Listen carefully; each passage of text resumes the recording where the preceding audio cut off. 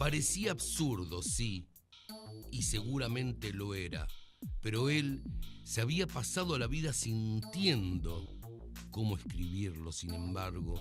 ¿Cómo no adivinar tu gesto de fastidio ante la inminencia de las grandes palabras? ¿Cómo ignorar los efectos que producen el ritmo de tu respiración en los músculos de tus párpados y de tu boca, mi arrebatador estilo? Sintiendo que tenía una deuda con todos los hombres, especie de locura mesiánica o consecuencia de haber leído de muy chico a Dostoyevsky y haberse tomado en serio aquello de que todos somos responsables de todo ante todos, o la conciencia de haber llegado a los 33 años sin cumplir una sola de las fastuosas promesas que había hecho y se había hecho en la adolescencia.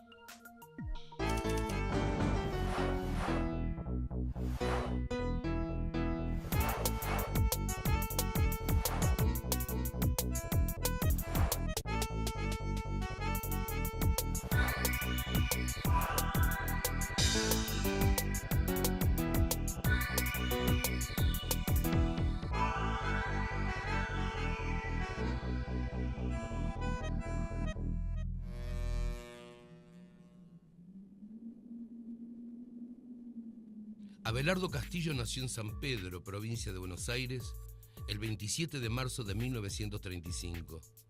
Es reconocido como uno de los escritores más importantes de la Argentina. Desde hace años coordina talleres literarios donde se han formado numerosos narradores. Su obra recorre todos los géneros: novela, cuento, teatro, poesía y ensayo crítico. Es muy difícil alentar la lectura en alguien que no ha leído o que no tiene la lectura por hábito. Y a medida que crece esa persona, se vuelve la empresa mucho más difícil, porque el hábito de la lectura, por no llamarlo la felicidad de la lectura, como diría Borges, alguna vez dijo que la lectura era una felicidad, se adquiere cuando uno es muy chico. Entonces es muy difícil inducir a alguien a que lea si no ha leído o si tiene la lectura incluso como algo aburrido o como algo obligatorio o como algo que es necesariamente pesado. Lo que creo que es una broma de todas maneras, pero que te aseguro que daría muy buen resultado, es que si uno es padre de un chico, debería prohibirle al chico que lea determinados libros. Decirle, bueno, de acá para acá podés leer, pero de acá para acá no tocas un solo libro porque no son para vos. Y en la prohibición, ahí le ponés aquellos libros que querés que lea. Y yo me juego la cabeza que se van a trepar a sillas, van a hacer lo imposible por no cumplir la orden, vale decir, por desobedecer. Y al desobedecer van a aprender a leer, porque si vos le decís quiero que leas tal cosa, no va a tener absolutamente ningún resultado.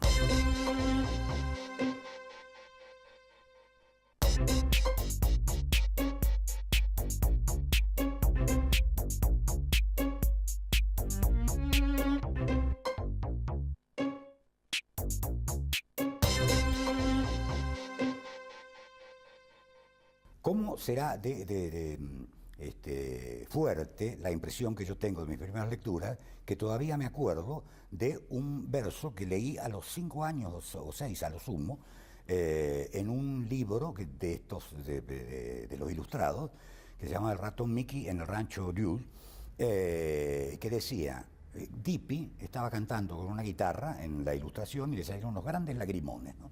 Entonces decía, porque creía que lo habían matado al ratón Mickey, y lo enterraron con sus ropas de vaquero y su guitarra, y se marchó al baratro, y él que en vida matara a más de 4, de difunto no asustaba ni a un cordero. Lo recuerdo perfectamente porque había una palabra misteriosa para mí ahí, que era baratro, ¿no?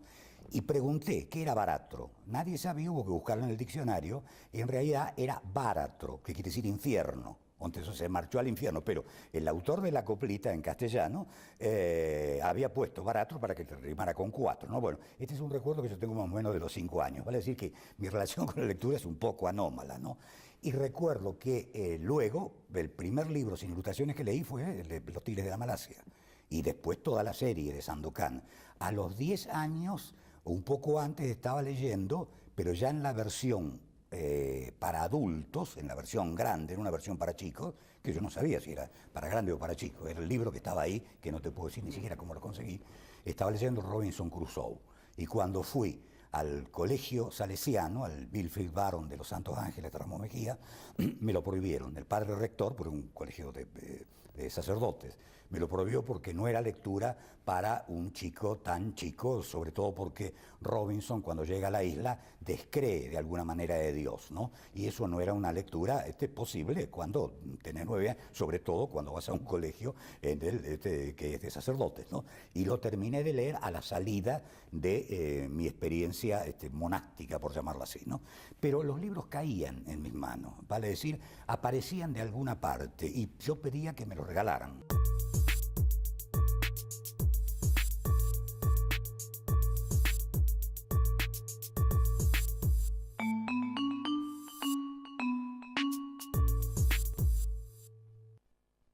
Cuando yo era chico, lo que existía era la radio. Al oír vos la voz de un actor en la radio, o la voz de alguien que estaba leyendo el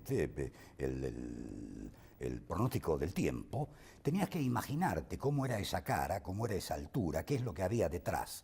La televisión empezó a excluir esa zona de la imaginación. Y la lectura es justamente el hábito donde la imaginación trabaja con mucha más fuerza. Pero si le agregás al hecho que los chicos hoy nacen con el televisor en el living, ese televisor en el living es la diferencia que hay entre mi generación y la generación de los escritores jóvenes. Me lo hizo notar una vez Juan Forn, que me dijo, lo que pasa es que mi generación nació con la televisión en el living, y es cierto. Yo en 1950 tenía 15 años. En el primer televisor propio lo debo haber tenido alrededor de los 20, porque en el 55 supongo que ha habido un televisor en la casa de mi tía, ¿no? Pero hoy los chicos nacen con el televisor, lo saben manejar, además está esa facilidad del zapping, es decir, pueden ir a cualquier canal, antes por lo menos te tenía que levantar para cambiar el canal o cosas por el estilo, ¿no? Y además está la computadora y todo aquello que tiene que ver con Internet, que ha eliminado no solo la posibilidad de la lectura, sino de la escritura. No hay más que ver cómo chatean los chicos y el idioma que utilizan para chatear. Es un idioma absolutamente criptográfico, que vale para ellos nada más, y que está rompiendo las normas del lenguaje. Ahora, eso a mí no me parece grave, porque de alguna manera el hombre se va adecuando a las nuevas modalidades de lo que llamamos la cultura en general. Y además no creo que nadie sensato pueda tener ganas de leer El Quijote en la pantalla de una computadora. Es decir, para leer un libro vas a tener que agarrar el libro. En ese sentido, creo que el libro es invulnerable, es una invención que nació perfecta y que es casi la única que se conserva, tal cual como nació. Las falsas verdades del arte son su verdad. La Divina Comedia, y ya que me la paso nombrándola, hace 700 años que está de pie, lo más oronda, mientras que a su alrededor se derrumbó toda la concepción del mundo que le dio origen y hasta materialmente se derrumbó el mundo, con sus catedrales y sus acueductos, con su idea de Dios y sus esferas ptolomeicas, con su moral cotidiana y sus grandes principios éticos, con sus virtudes teologales y caseras, todo al carajo. Pero ahí está ella, encuadernada, en rústica, más intacta que las montañas y más sonora que el agua.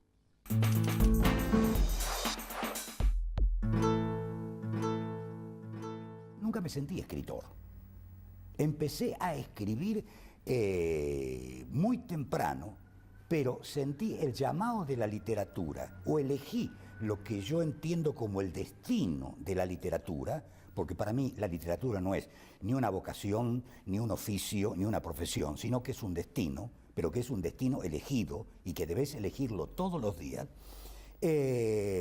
tardíamente. Yo conozco, tengo amigos, escritores, Liliana Hecker, por ejemplo, que ella sabía que iba a ser escritora a los 6 o los 7 años. No, yo a los 6 o los 7 años quería hacer cualquier cosa, desde bombero, aviador, luego boxeador, también ajedrecista. Creo que una de las cosas que más anhelé en mi vida fue ser campeón mundial de ajedrez cuando era preadolescente. Aún hoy juego al ajedrez. Y un día estaba escribiendo, y creo que por descarte, la literatura me eligió a mí. A veces he dicho en broma que la literatura es el arte de los pueblos subdesarrollados. Vos para dedicarte a la música necesitas un piano, por lo menos un flautín, algo que cuesta dinero.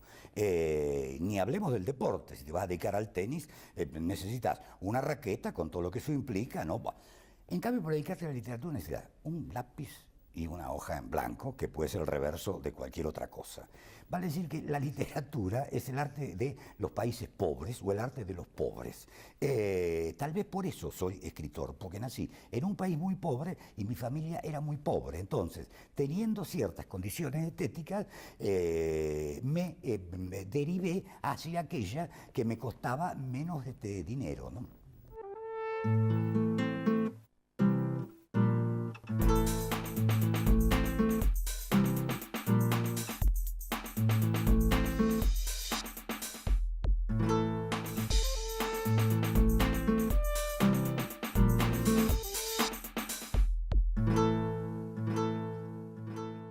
Es muy difícil para un escritor hablar de su propia obra. En general lo hace mentir o lo obliga a mentir, ¿no? Si es que no tiene tendencia a mentir y a embellecerse ya por su propia naturaleza, ¿no? En realidad yo sentí que mi única manera de comunicarme, al margen de la broma que hice hoy acerca de que el arte de los pueblos pobres, era la escritura. Para mí un escritor es un hombre que tiene una enorme dificultad de comunicación. Puede hablar mucho, puede tener claro las ideas acerca de problemas generales, filosóficos o políticos, pero le cuesta mucho expresar sus sentimientos profundos. Y es muy difícil decir con seriedad, te quiero, me gusta tal cosa, qué hermoso atardecer. Es difícil, uno es pudoroso con los sentimientos profundos.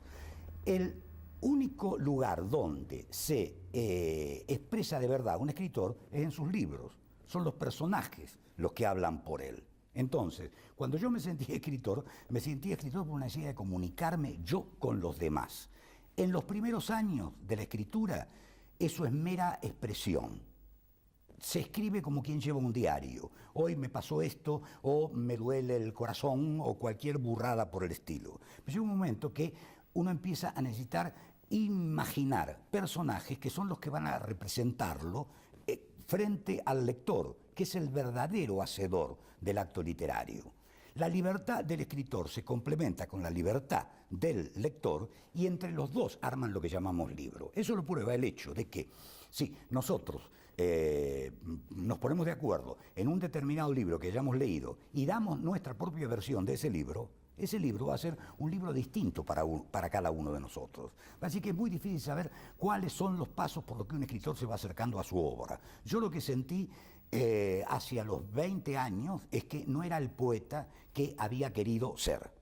Y además que mi manera de expresarme natural, y la más cercana a eso que yo llamaría comunicación, era la prosa. En ese momento empecé a escribir El otro Judas. Lo que no sé es por qué El otro Judas, que empezó siendo un relato en prosa, terminó siendo una obra de teatro. De pronto sentí que esos personajes necesitaban ponerse de pie y elegí la forma teatral, que era de alguna manera la que menos conocía, porque nunca había ido al teatro. Judas, esperas que, como te lo han dicho, los últimos sean por una sola vez los primeros. Imaginas que de la mano de aquel hombre el amor y la verdad entrarán al palacio del tetrarca. ¿Crees que al solo influjo de su mirada y su palabra, los poderosos, los asesinos, los Herodes de toda la tierra comprenderán? Sueñas. Ha llegado la hora de que cada cual tome la parte que le corresponde, porque así fue anunciado. Y entonces te despierta un alarido bestial que está reclamando «¡Crucificadle!». Y te das cuenta que nadie ha comprendido nada. Ellos han triunfado una vez más. Todo está en el sitio de siempre. No derrumbaste el palacio de los mármoles con tus flores.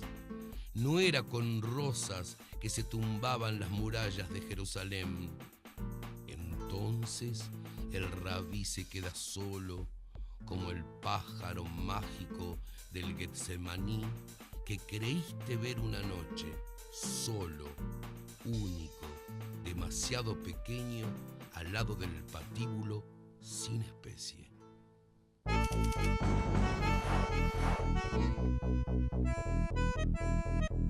El cuento se le ocurre al escritor completo desde la primera a la última palabra prácticamente.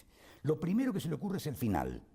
Y después, en ese final, donde ya está contenido el sentido del cuento, empiezan a concurrir todos los elementos del cuento que los va a inventar a veces lúcidamente y con la cabeza, para darle una determinada forma. El cuento probablemente más conocido mío, La madre de Ernesto. Lo primero que yo supe de ese cuento es cómo terminaba. Lo único que tuve que justificar luego es dónde ocurría, qué edad tenía esa mujer para reconocer luego a los chicos, qué edad tenían los chicos, por qué eso no podía ocurrir en Buenos Aires y tenía que ocurrir en un pueblo. Para decir, todo eso fue mental, pero la idea de la mujer preguntando por su hijo en el último renglón del cuento, esa idea fue una idea que se me presentó ya hecha, tan hecha que en realidad me la contó un amigo. A él se le había ocurrido una historia así para hacer una obra de teatro. Y yo le dije, eso no es una obra de teatro, eso es un cuento perfecto. Y me dijo, escribilo vos. Lo escribí. Vale decir que ni siquiera fue una idea que nació de mi imaginación, como otras tantas de mi obra. Los tres nos habíamos quedado inmóviles, clavados en el piso. Y al vernos así, titubeantes, vaya a saber con qué caras, el rostro de ella se fue transfigurando lenta, gradualmente, hasta adquirir una expresión extraña y terrible. Sí, porque al principio, durante unos segundos, fue perplejidad o incomprensión. Después no. Después pareció haber entendido oscuramente algo y nos miró con miedo, desgarrada, interrogante. Entonces lo dijo. Dijo si le había pasado algo a él, a Ernesto. Cerrándose el desabillé, lo dijo.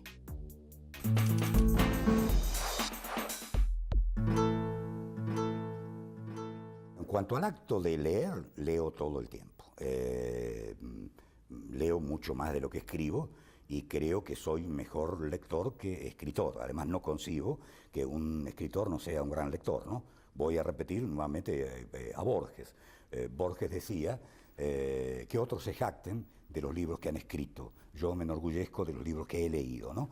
Esa frase me gustó tanto que me hubiera gustado decirla a mí, porque además es lo que siento. A mí no me interesan los libros que he leído, ni siquiera tengo mis libros en la biblioteca, los libros que he escrito. Para mí los libros y la literatura son los libros de los otros. Los libros de Arlt, los libros de Marechal, los libros de Borges son la literatura argentina, para mí Sarmiento y todo lo que quiera agregarle, Cortázar, etc., ¿no? Thomas Mann, Sartre y todos aquellos escritores europeos del siglo XX que admiro son mi literatura. Los clásicos son la literatura que debe estar ahí como protegiéndome. Pero mis libros no hace falta, que estén en la biblioteca de otro me parece bien, el problema será del otro, pero a mí me perturban en mi propia biblioteca mis libros, ¿no?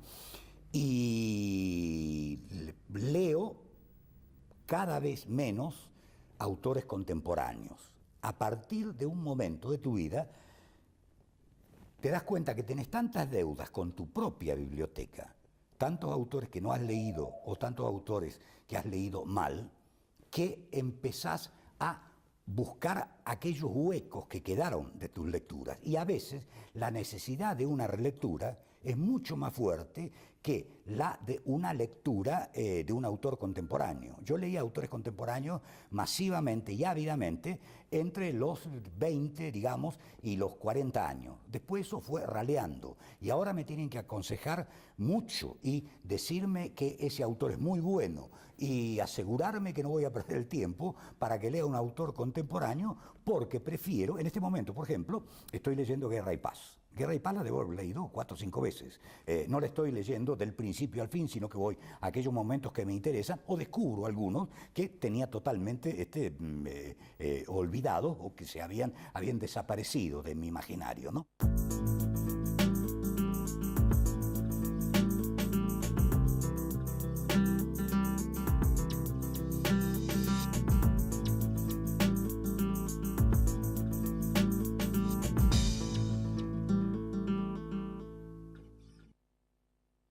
Yo no sé cuál es el libro que me representa, ni sé cuáles son mis temas esenciales.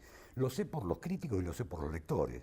Y sin duda las situaciones límites, la muerte, la locura, el amor, bueno, eso está en mis libros en cantidades industriales, pero también está en la gente normal en cantidades industriales. La gente muere, le tiene miedo a la muerte, se enamora, comete crímenes, comete actos de locura. Vale decir que si esos son mis temas es porque son los temas del hombre. Es decir, no sé exactamente cuáles son mis temas en el sentido literario. Sé que un escritor es mayor escritor a medida que tiene menos temas esenciales y tiene 3 o 4 y a veces una sola obsesión muy profunda que trata de develar a través de la escritura de sus libros, de la lectura de los libros de otros y de lo que piensa de noche cuando está solo. Sobre eso hay una anécdota formidable de Anatole France, el gran escritor francés del siglo pasado, ¿no? Él decía que tenía un amigo librero que tenía unas ideas notables literarias. Y una vez le dijo a este hombre: qué gran escritor sería usted si tuviera menos ideas. Porque un escritor, a medida que va creciendo literariamente, tiene menos ideas en el sentido tradicional de la palabra ideas. Tiene 3 o 4 obsesiones profundas, o tal vez un solo tema central, que es el que difícilmente pueda develar él. Es muy probable que los lectores le digan: pero usted tiene una obsesión con tal cosa, ¿por qué? O ciertas preguntas que me han hecho a mí, ¿por qué sus parejas siempre son tan dramáticamente exacerbadas en su relación? ¿Y por qué da la impresión de que el amor para usted es imposible? Cuando yo no creo para nada que el amor sea imposible. Y además, estoy casado hace 30 y no sé cuántos años con la misma mujer a la que conocí cuando era prácticamente una chiquilina, y nos llevamos muy bien, y ella es escritora por su lado y yo por el mío. Vale decir que no es una relación conflictiva. Y eso me hizo pensar, ¿pero por qué tiene razón esta persona? Es decir, mis relaciones son siempre conflictivas. Tal vez sea porque vengo de una pareja destruida. Mis padres se separaron cuando yo era muy chico. Tal vez eso influye en mi concepción de la pareja. Pero si lo analizo seriamente, no tiene nada que ver con mi relación con el mundo real. Tiene que ver con mi relación con el mundo psicológico, por decirlo así, ¿no? Y muchos de los temas esenciales también de un escritor están en sus sueños. Habría que analizar a un escritor, para analizarlo totalmente, bueno, ¿qué es lo que sueña? ¿Cuáles son sus pesadillas recurrentes? Y ahí probablemente se encontrarán los temas de su literatura, ¿no? Pero yo no puedo saber cuáles son los temas de mi literatura. Sé que si hay un libro que me representa en un sentido, digamos, autobiográfico, tal vez sea El que tiene sed, porque cuenta varios años penosos de mi vida. Pero es muy probable que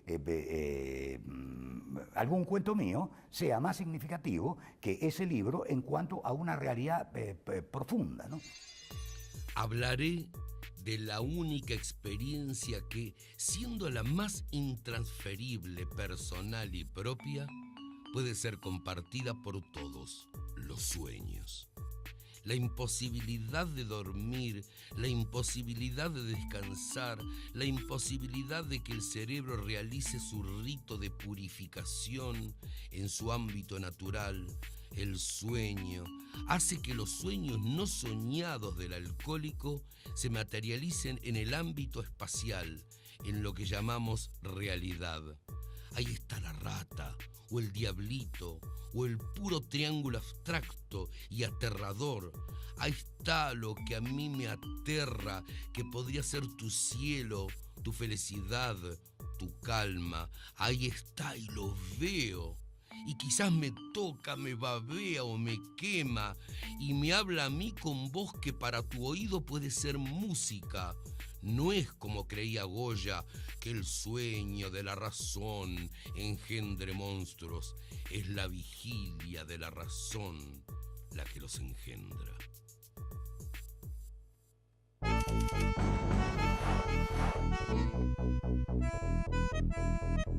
No creo que mis sueños de adolescencia, que por otra parte eran ser poeta, cosa que no fui, se hayan cumplido con 15 o 16 o 18 libros, con 4 novelas, no sé cuántas obras de teatro y no sé cuántos cuentos, más los artículos, más las 3 revistas literarias que dirigí. Es decir, no creo que se hayan cumplido en absoluto. Pienso que en ese sentido, todo hombre es una especie de fracaso. Y en esto coincido con Sartre. Yo desconfío mucho de aquellas personas que dicen soy feliz o me siento realizado. Pero entonces, ¿qué se habían propuesto en la vida para sentirse realizado? Hay que aspirar a muy poco para sentirse realizado. Es decir, me siento realizado porque soy un gran arquitecto, por ejemplo. Si yo le oigo decir es un arquitecto, empiezo a desconfiar de él inmediatamente. No debe ser tan grande cuando está convencido de que es grande. Porque los grandes escritores, digamos Kafka murió absolutamente convencido que era un fracaso total.